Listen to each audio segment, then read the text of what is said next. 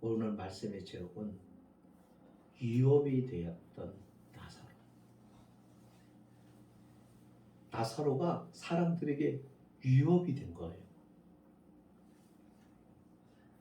여러분, 우리가 살아가면서 누군가에게 내가 위협적인 존재다라고 하면은 여러분 느낌이 어떠실 것 같아요? 그러고 싶지는 않으시겠죠? 그렇죠? 그런데 그렇게 되는 것이 유익한 것이 또 있어요. 이게 세상이 참 묘한 거예요. 이게 잘 보면은 같은 말과 같은 내용을 가지고 있는데 어디서 바라보느냐, 어떤 방향에서 그것을 생각하느냐에 따라서 전혀 다른 의미와 해석이 되어버려요. 그러니까 오늘 제목을 보면 이게 무슨 제목이야? 나사로가 위협이 된다고? 위협이 되었다고? 사람들에게 위협적인 존재라고? 성경 어디에도 그런 표현이 없는데? 자, 그렇다면 오늘 말씀을 한번 들어보세요. 10절에 보니까 대제사장들이라고 하면 그 당시에 종교적인 파워를 가지고 있는 사람들이에요. 네. 이스라엘이라고 하는 나라 자체가 신종국가였거든요. 네. 그러다 보니까는 이게 강력하단 말이에요. 근데 그 일에 힘을 가지고 있는, 파워를 가지고 있는 사람들인 대제사장들이 나사로를 죽이려고 했다는 말입니다. 이게. 때때로 우리가 참 세상을 살다 보면요, 가진 자들의 횡포가 커서 그렇지 못한 사람들이 위협을 느낄 때가 참 많잖아요. 그죠? 그래서 힘들어하는 사람들이 많아요. 많은 부유함을 누리는 사람으로 인해서 그 부유함을 이렇게 사실은 가난한 사람들에 의해서 배려와 그들에 대한 도움과 이렇게 사랑을 베풀라고 하나님이 주신 것인데, 우리가 죄로 오염되어 있는 존재라 그것을 그런 의도와 목적을 생각하지를 못하고 이것이 나를 지켜주고 나를 위해서만 쓰도록 주어진 것이라고 생각하고 살아가니까 가난한 사람에 대한 외면을 해버리는 거예요. 그러니까 가진 자는 전부 자기만을 위해서 막 가지려고 하고, 그러다 보니까는 막 끌어모으고, 그것이 있어야 내가 평안하고 그것을 내가 가지고 누림으로 안정감을 누리니까 그걸 다 가져가. 그러다 보니까 욕심이 생겨가지고 이제는 없는 사람 것까지 뺏어가지고라도 자기가 그걸 소유하려고 하는 욕심으로 가득 채워져 버려요. 그러니까 결국은 그렇게 하면 사회 자체는 어려움이 찾아와요. 이게 뭐냐면 하나님의 심판. 하나님의 심판은 하늘로부터만 내리는 게 아니라 우리가 해야 할 역할과 도리를 하지 않음으로 인해서 사회 자체가 붕괴가 되어버리는 거죠. 그렇게 하면서 전체 사회 문제가 되어버려요. 사회 문제가 되면은 이제는 나중에 그 문제 때문에 가졌던 자도 또 힘들어지는 상황들이 만들어지는 거죠. 그래서 전체가 고통을 느껴요.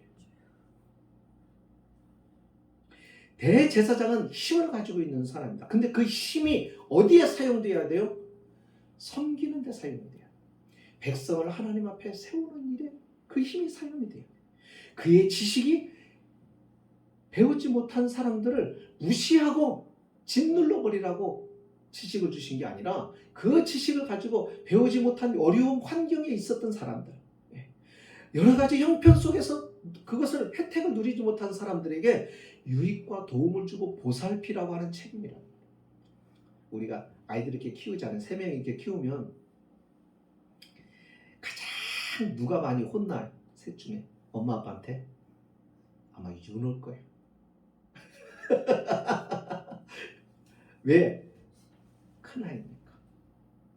똑같이 싸워도 먼저 혼나고 더 많이 혼나고. 그냥 안쓰러운 거지 이제 그런 게. 근데 왜 그러냐면 그게 책임인 거예요. 왜? 먼저 태어나서 먼저 그만큼 아니까. 그만큼 경험했으니까. 동생들은 그걸 못하니까 아직. 똑같은 원리예요. 그러니까 하나님이 많이 어떤 사람에게 많이 주시고 어떤 사람에게 건강을 주시고 어떤 사람에게 권력을 주시고 그 모든 것들이 사실은 그걸 통하여 일하라고, 봉사하라고, 베풀라고, 그 힘을 선하게 사용하라고 주신 겁니다.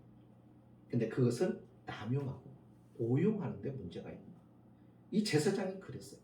근데 나사로를 그러면 우리가 이런 생각을 왜 죽이려고 했을까?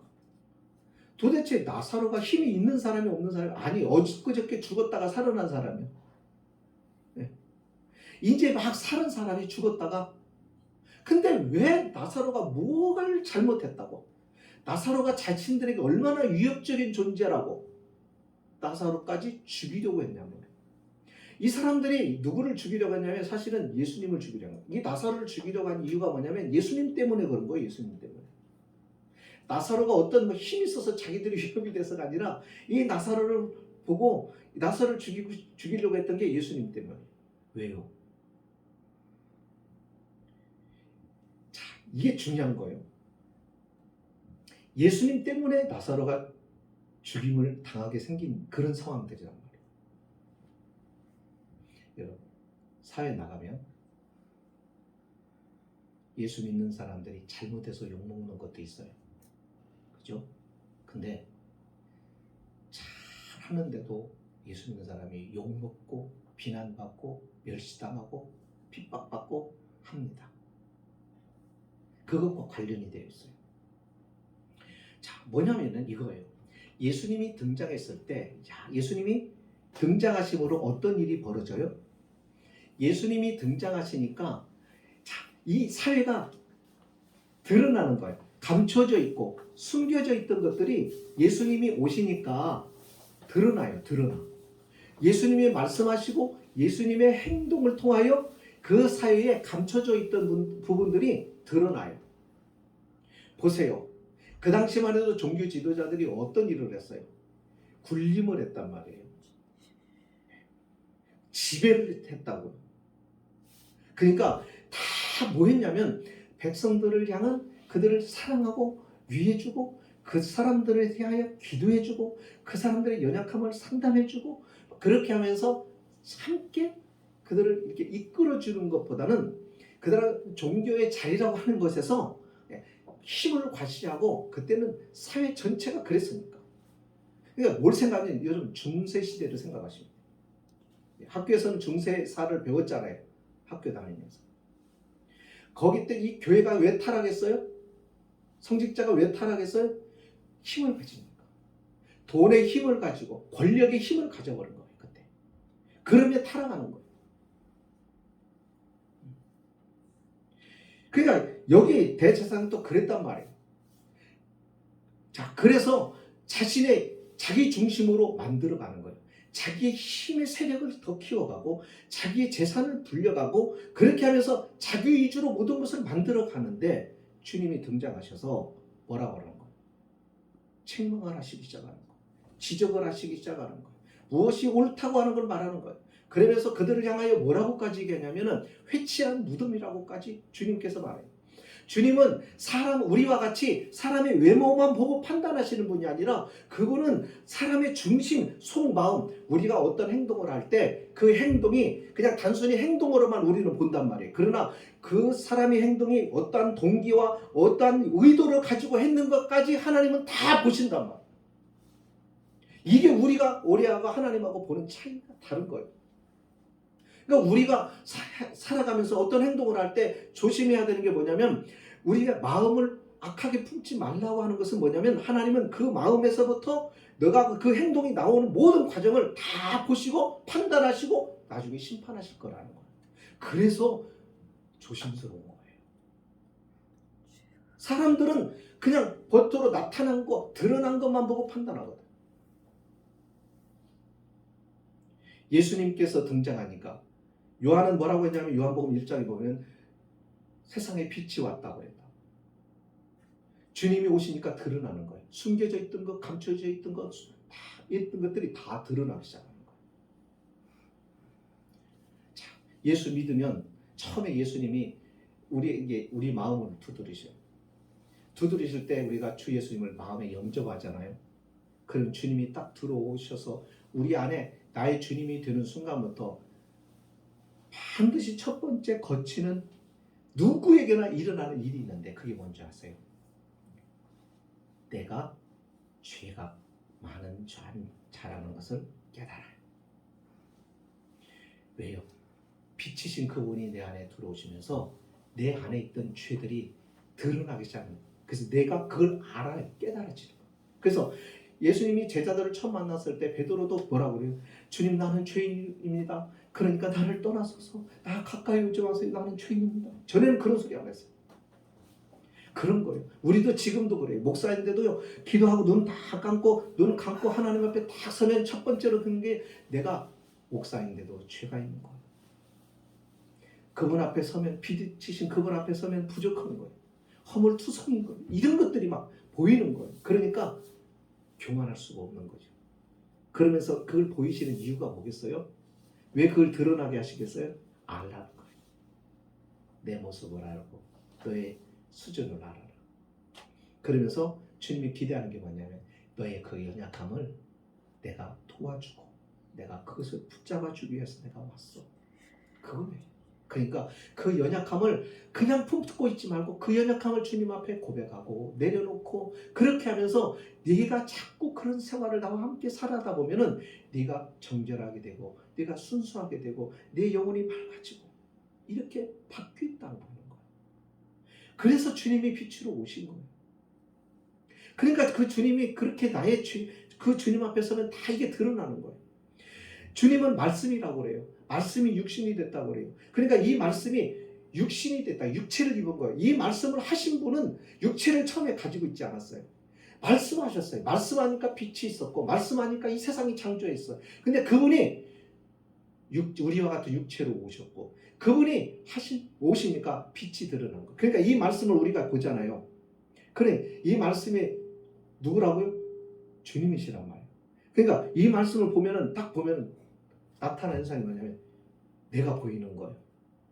내 얼굴이 아니라 내 마음이 들여다 보이는 거예요. 그래서 말씀을 읽다 보면은 거울 앞에 내 마음이 비춰지는 것처럼 뻔히 내 마음이 드러나는 거예요.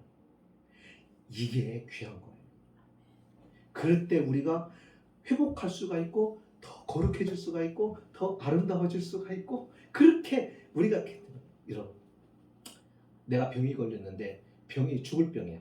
근데 죽을 병이 걸려 있는데도 아무 반응 증상이 없으면 알아요, 몰라요? 모른단 말이에요. 그러니까 영원히 살 것처럼 생각하고 내년에 어디 세계 여행 가자, 어디 여행 가자, 유럽 여행 가자 막 계획을 잡아요. 모르니까. 그런데 3개월 후에 죽을 병이란 말이에요. 그 선고를 딱 받고 나면은 내년에 유럽 여행 갈 생각 가고 싶은 마음도 없어요. 그죠? 자, 그럼 뭐예요? 첫 번째 어떤 생각이 들어요? 이 병을 고칠 수만 있다. 이제부터는 관심이 다른 데 없어요. 이것을 고쳐야 되겠다. 이게 고쳐야 뭐 유럽 여행이고 뭐고 있는 거예요. 그냥 이것부터 고치고 싶은 거예요. 같은 원리란 말이에요. 같은 원리. 왜 목사는 죄에 대해서 말하고 성경이 왜 그렇게 나 종교 싫어. 너무 답답해. 아니에요. 그것을 알아야 돼요. 그래서 나 자신을 알아서 이것의 정체가 드러남으로 인하여 어떻게 해요? 내가 바로 섬으로 그 다음에 세상을 바라보는 거예요. 그래서 내가 정확하게 바라보고 내 인생을 살아가는 거예요. 이게 복이란 말이죠. 이게. 그래서 이게 중요한 거예요. 빛이신 그분이 올 때 이 제사장들은 어떻게 했어요? 자신의 잘못과 자신의 허물과 자기들의 죄들이 어떻게 드러나기 시작하는 거예요. 나만 알았어. 그래서 숨겼는데 예수님이 오시면서 지적을 하시는 거예요. 말씀이 지적을 하시는 거예요. 그러니까는 이게 드러나잖아요. 그래서 세상 사람들 앞에 나타나잖아요. 자기들 존경하고 따르고 있는 백성들에게 그들의 허물들이 나타나잖아요. 그러니까 어떻게 이 사람들이 주님 앞에 회개하고 바로 서고 자신을 추스리고 고쳐야 되는데 어떻게 이걸 감추고 싶은데 예수님을 통해서 자꾸 드러나니까 죽여버리죠. 이렇게 되는 거예요. 그런데 죽일 수가 없는 거라. 왜요? 백성들이 따라다니고 주님의 곁에는 많은 사람들이 무리들이 있거든. 괜히 잘못 건드렸다가는 어떻게 되는 거예요? 그 무리들에게 자신들이 존경받지 못하고 자기들이 이제는 어떻게 되는 거예요? 거꾸로 역전이 되는 거예요. 반란이 일어날 수가 있단 말이죠. 그러니까 그렇게도 못하겠고 이렇게도 못하겠고 그러는 상황 속에서 노리고만 있는 거죠. 그러다 결국은 어떻게 예수님을 죽이죠. 누가 죽여요? 대제사장들, 서기관들, 신앙을 가지고 있는. 그러니까 주님의 입장에서 보면은 누구예요? 나를 믿는 자들이, 하나님을 섬기는 자들이. 그러니까 이게 굉장히 중요한 거예요. 예수를 우리가 왜 잘 믿어야 되느냐면, 제대로 믿어야 되냐면, 우리가 제대로 안 믿으면 우리가 예수님을 대적하게 되고 하나님을 대적하게 되고 하나님과 원수가 돼요. 세상 사람들은 몰라요. 몰라서 못하는데 우리는 알면서도 고의적으로 나도 모르게 그렇게 돼버려요. 그래서 가장 큰 죄를 지을 수 있는, 잘못할 수 있는 가능성이 목사에게도 있는 거예요. 목사가 타락하면은 얼마나 위선적인지 몰라요. 한번 보세요. 아무것도 평신도들은 그냥 죄를 지는데 내 하나님 잘못해서 이게 되지만, 목사는 잘못하면은 하나님 앞에 회개하지 않으면은 그걸 자꾸 감추려고 하고 놔두면은 성도들 앞에서 어떻게 자신을 위장한다. 아이들은 잘못했으면 잘못하면 그냥 드러나요. 근데 어른들은 뭘 하는 거예요? 감추려고 한다. 그죠? 죄가 죄를 낳고 죄가 쌓여가고 이 죄 문제가 해결이 안 돼. 그러니까 어떻게 기쁨이 사라지고 얼굴이 굳어지고 즐거움이 없어지고 자꾸 이런 현상들이 많아요. 그러니까 세상이 각박해지는 이유가 그런 거예요. 자, 그래서 이제는 어떻게 나사로는 왜 나사로를 죽이라는 거예요? 예수의 능력, 예수가 누구인가를, 죽은 나사로를 살렸잖아요. 살려냄으로 나사로는 어떤 것이 되어버린 거예요? 예수님의 능력, 예수님이 누구인가에 대한 그분에 대한 증가가 하나의 증명이 되는 거예요. 그러니까 나사로는 예수님에 대해서 증거가 되는 거예요. 증거. 그러니까 이 증거를 인멸하고 싶은 거예요. 없애버리고. 증거를 인멸하지 않으면 또 다른 사람들이 알게 되고 예수님에 대해서 더 많은 사람이 알게 되면 이제는 더 이상 예수를 어떻게 할 수가 없어요.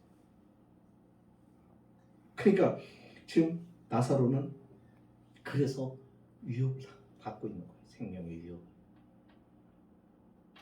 11절에 보세요. 나사로 때문에 어땠다고요? 많은 유대인이 가서 예수를 믿었다.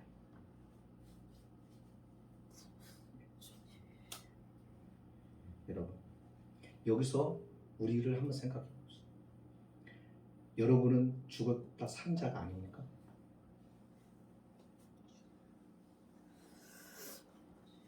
죽었다 살았죠. 에베소서 2장에 이런 말이 2장 1절에 죄와 허물로 죽었던 너희를 주님이 살리셨다. 우리가 예수님을 믿는다고 하는 것, 하나님이 창조주라는 것을 받아들여야, 이거는 아무나 할 수 있는 게 아니에요. 정말 여러분 예수님이 여러분의 주라고 하는 것, 나의 구주라고 하는 것이 믿어집니까? 이것이 분명하게 믿어진다면 여러분은 영이 산 거예요. 사람은 육신만 있는 게 아니에요. 사람은 정신만 가지고 사는 게 아니에요. 그거는 동물도 가능해요. 사람이 가지고 있는 사람의 독특함은, 왜 사람이 특별한 존재냐면 사람은 영혼을 가지고 있어요. 이 영혼이라고 하는 것은 영적인 존재란 말이에요. 하나님이 사람을 창조할 때, 사람을 지으실 때 하나님 자기 형상을 따라 인간을 창조하셨다는 거예요. 그래서 인간에게만 영적인 하나님을 분별할 수 있고 하나님과 인격적인 사귐을 가질 수 있는 영이신 하나님과 영적인 존재인 인간으로 하나님 만드셔서 이게 커뮤니케이션이 되도록 만들었다. 그래서 인간이 뭘 가져요? 종교 신앙을 갖는 거예요. 이 설명을 해줄 수 있는 것은 성경밖에 없어. 불교의 팔만대정령을 다 뒤져봐도 이거는 설명이 안 돼. 걔네들은 그건 몰라. 그냥 무조건 좋은 말을 하고 그럴듯한 말을 하고 모든 사람이 이해할 수 없는 이상한 말을 하는 것. 그 사람들은 어떻게 해요? 저 이상한 말은 물은 물이고 산은 산이다. 우리 성철 스님이 그런 얘기를 했잖아요. 그러니까 못 알아듣는 거예요. 잘. 왜 그래요? 그러면서 사람들이 뭔 생각을 하냐면 우리는 깊은 도를 터득한 사람이 하는 말이니까 우리가 무식해서 못 알아듣는 것이지, 우리가 무식해서 이해하지 못하는 그런 거 만다고.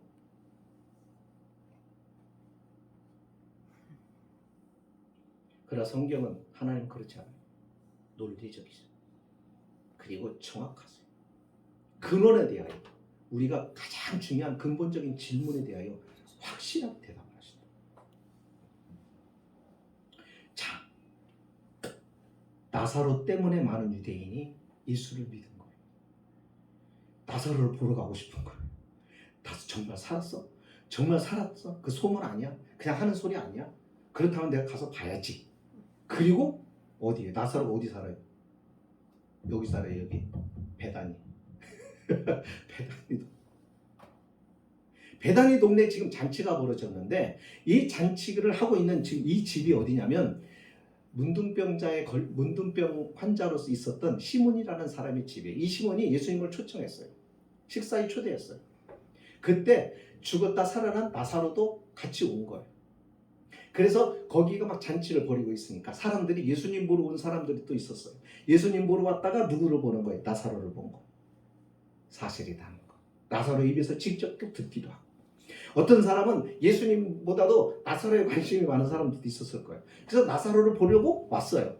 그리고 나사로를 보러 왔다가 나사로를 죽은 자 가운데 살리신 주님을 거기서 본 거예요. 이런 사람들이 이 고백과 함께 그 현장에 계시는 주님과 나사로를 함께 보면서 어떻게 예수를 믿는 자가 자꾸 증가되기 시작한 거예요. 그러니까 쉽게 말하면 뭐예요? 죽었다 살아난 사람들이 자꾸 생기기 시작하는 거예요. 영적으로 죽었어. 영적으로 죽었기 때문에 영적인 존재를 모르는 거예요. 하나님이 계시는데 하나님이 계신 건 몰라요. 왜요? 영이 죽었으니까. 하나님이 누군지를 아는 사람은 영적으로 살아있어요. 그래서 하나님을 온전히 하는 거예요. 하나님을 경배하고 하나님을 두려워하고 하나님 말씀에 순종하고 하나님을 따르는 이유가 뭐냐면 살아나니까 안 거예요. 그러니까 저와 여러분이 살아났다고 한다면 여러분 여기 봐요. 살아난 기적적인 존재. 왜 사람들이 나사로를 보러 와요? 죽었다 살았다니까. 정말인가? 죽었다 산 사람은 또 어떤 모습인가? 이게 궁금한 거예요. 그러니까 그게 뭐 사람들의 관심을 끌 수 있는 뭘 가지고 있는 거예요? 매력을 가지고 있는 거예요. 얼굴의 매력이 아니라 그 사람 삶 자체 속에 매력이 있는 거예요. 죽었다 살았다는 거. 그래서 사람들의 시선이 관심이 모아지는 거예요. 그렇다고 한다면 여러분 우리도 사람들의 관심을 받을 수 있어야 돼요. 죽었다 살았죠. 우리의 영이 살았잖아요. 우리는 이제는 영적인 것을 보면서 살잖아요. 그래서 우리는 영적인 것을 생각하면서 행동하잖아요. 그렇지 않습니까? 그것이 세상 사람과 다른 거예요. 그것이 하늘에 속한 자의 사람들이에요. 그래서 삶의 기준이 이제는 세상 사람들은 이 세상에 오로지 목표예요. 세상 것에만 관심이 있는 거예요. 그러다 보니까 죽으면 어떻게 되는 거예요? 모든 것이 홈으로 끝나버려요. 그래서 죽음이 오면 두려운 거예요. 죽음이 가까워지면 막 무서운 거예요. 왜? 죽게 되면 모든 걸 내가 그동안 쌓아놓았던 것을 다 잃어버려야 되고 모든 것이 끝나니까 절망스러운 거죠. 그러나 믿음을 가진 우리들은 그렇지 않아요. 왜요?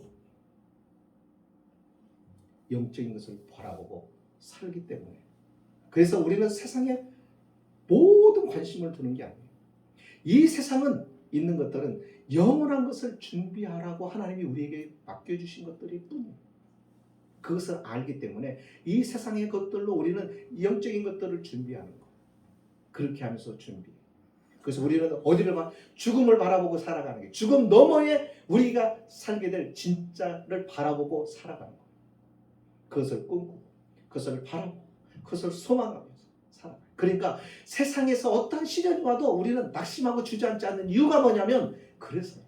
그러니까 세상에 우리를 어떻게 할 수 있는 것이 아니다. 이것은 모든 것들이 세상에서 일어나는 이런 것들은 우리를 연단과 훈련을 통해서 우리를 신령하고 가장 귀한 것으로 우리를 유익해 하고 도움을 주기 위한 하나의 수단일 뿐이라는 것을 알기 때문에 세상 것 때문에 우리는 낙심하지 않아요. 그러나 반대로 안 믿는 사람들은 세상 것에 전부였기 때문에 이 전부였다고 믿었고 이것이 하늘같이 믿었고 이것을 그렇게 의지했는데 이 의지했던 것들이 순식간에 날아가 버리니까 절망스러우니까 주저앉아 버리는 거.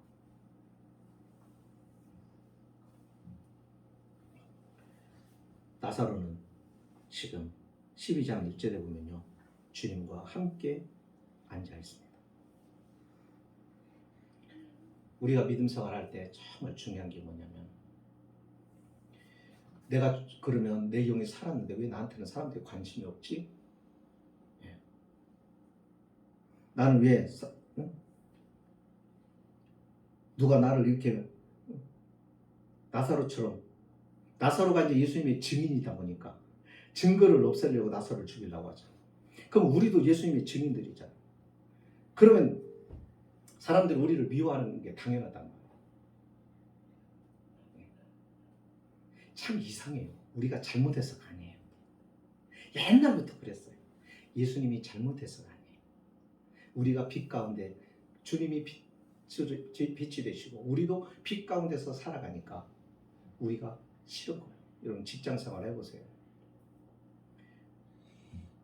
하다 보면 우리가 같이 안 믿는 사람하고 어울리다 보면 부정한 일을 해야 되고 서로 이렇게 속닥속닥해서 뭘 해야 되는 상황들이 벌어집니다. 그때 우리는 정말 하나님 앞에서 이게 양심이 허락하지 않아요. 그래서 용기를 내서 저는 안 되겠습니다. 저는 못하겠습니다. 한번 그래 보세요. 어떤 일이 벌어지나. 그 다음부터는 왕따입니다. 외면입니다. 그죠? 그래서 예수 믿기가 힘들어요. 그러다 보니까 예수 믿기가 힘드니까는 우리가 적당히 타협할 때가 있어요. 우리의 연약함 때문에. 그럴 때 그러면 아이고 뭐 나만 그런가 이렇게 하지 마시고 그것을 붙잡고 기도하세요. 하나님, 제가 약해서 저에게 믿음을 주세요. 여러분, 그걸 내 힘으로 하려고 하면 안 돼요. 하나님이 그것을 용기를 주시고 은혜를 주셔서 감당할 수 있는 실력을 갖게 해주세요.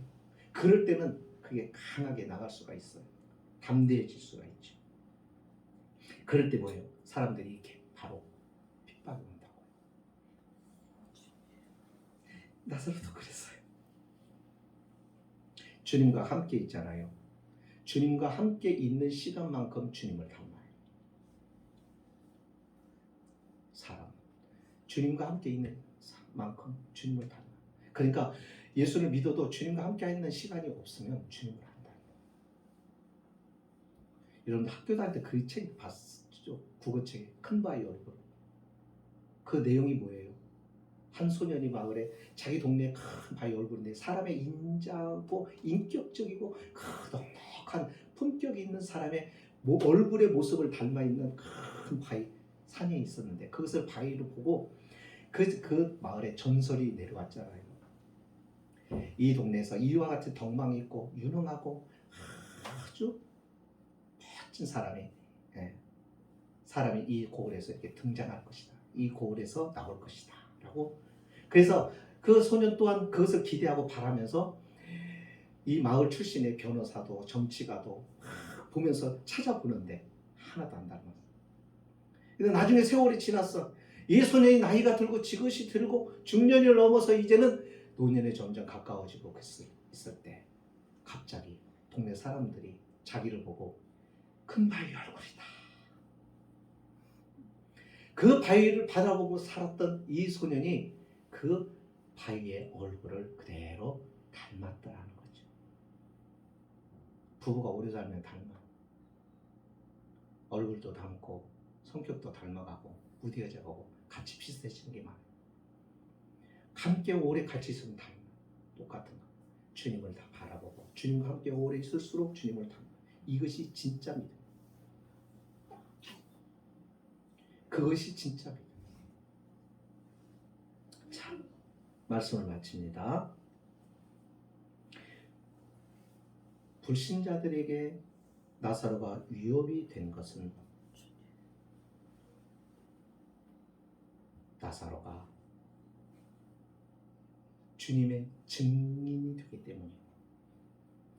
주님이 어떤 분인가에 대한 증거가 되는 사람이 바로 다르기 때문에 나사로를 증거를 없애므로 주님을 그 다음에 사람들로부터 차단하려고 했기 때문에 증거를 없애려고 예수가 하나님이시는 것을 증거를 없애려고 했기 때문에 나사로가 유혹이 됐습니다. 두려웠던 거예요. 그러니까 그들이. 오늘 우리가 살아갑니다. 예수님이 두려워서 예수님을 제거하려고 했던 것처럼 많은 사람들은요, 자신의 지위나 자기의 신분을 유지하는데 온통 관심을 가지고 거기에만 몰두하고 살아가는 사람들은 주님이 오시면 주님을 영접하지 않고 주님을 쫓아냅니다.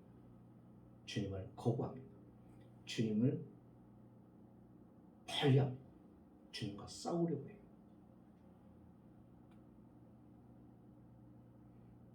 주님을 그렇게 대접해요. 그러니까 우리가 주님을 닮으면 닮을수록 세상은 절대로 우리를 힘들게 해요. 왜요? 두렵기 때문에.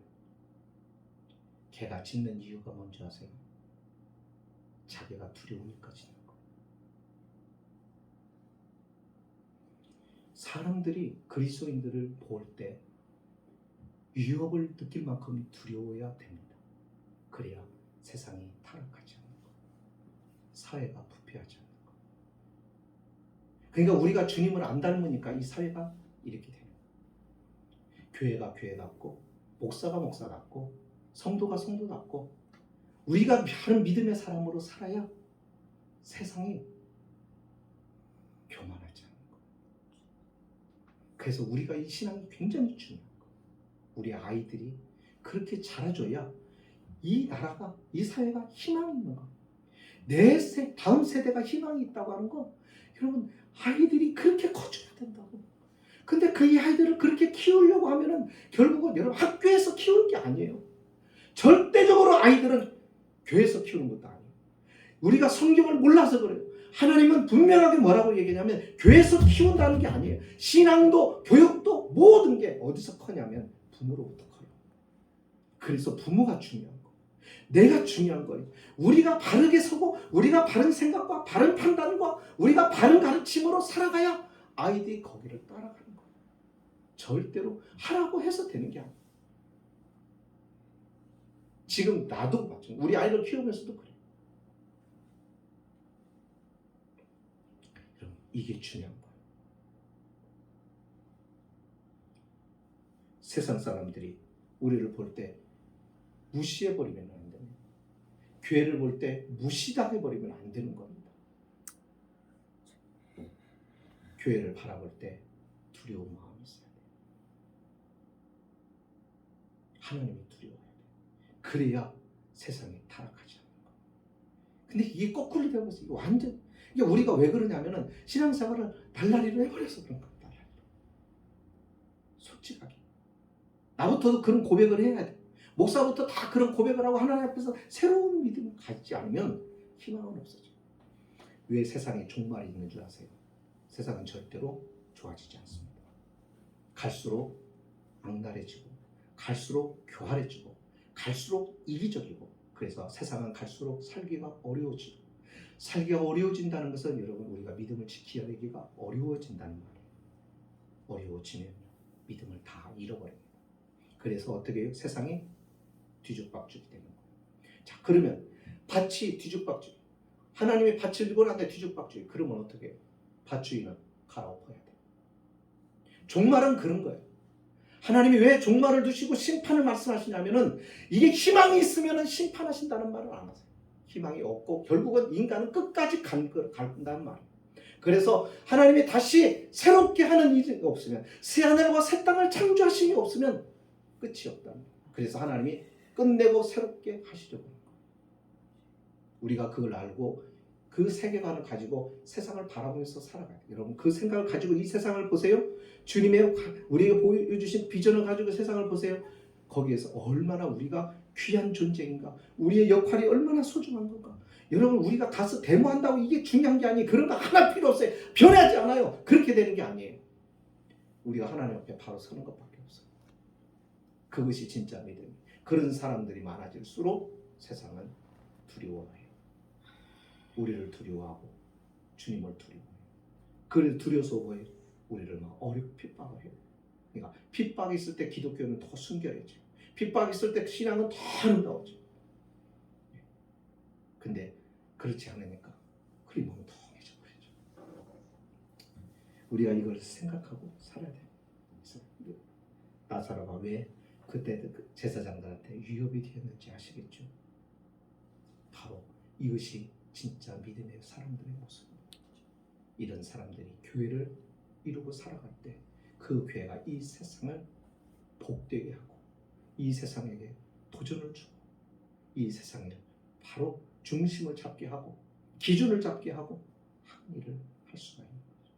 그런 사람들이 교회 안에서 많이 필요한데 교회는 나오는 사람들이 많은데 그런 믿음을 가지고 있는 사람들이 없기에 교회가 등치만 컸지 세상을 향한 힘이 없어. 거기에 하나님이 저와 여러분을 부르신 거예요. 우리 교회가 비록 작아도 좀 그런 꿈과 비전을 가지고 살아왔어요. 교회가 작다 우리도 작지 말고 우리는 이 가슴으로 세상을 품고 기도할 수 있고 그렇게 살아갈 수 있는 그런 주님과 같은 넉넉함을 가지고 우리 살아갈 수 있었으면 좋겠습니다. 기도하십니다.